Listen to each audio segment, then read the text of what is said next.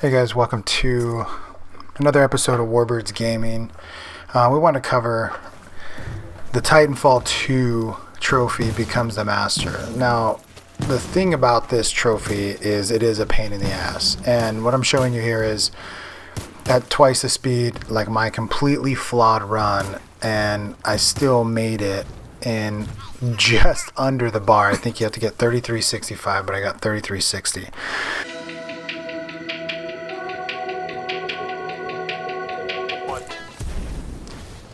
Now what I want to show you and talk to you about is not so much the route, because you can watch other videos and see how the guys run the route, but what I want to show you is how I trained and how I practiced in order to get the best time I could. Ultimately, what I did was I made my runs copying other people's routes mostly, but trying to figure out how to get the most speed possible.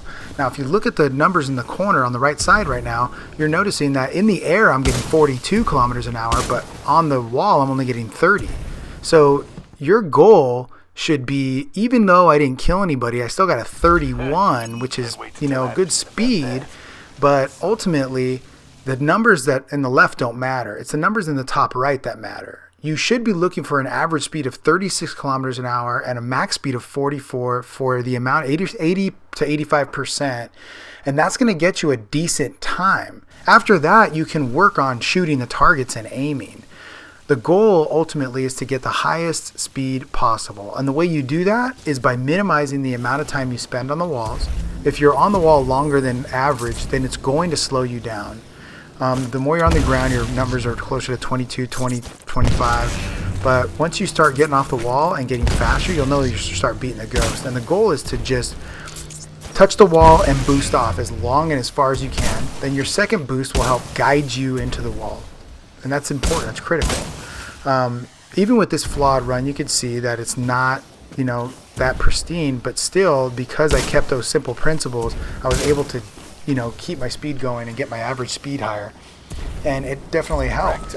Once I trained without shooting, doing runs where my speed was high enough, then I started taking targets out, prepping grenades, prepping the next grenade early enough. The next thing I worked on was sight alignment and target alignment. What you want to do is line your targets up early, well prior to the turn.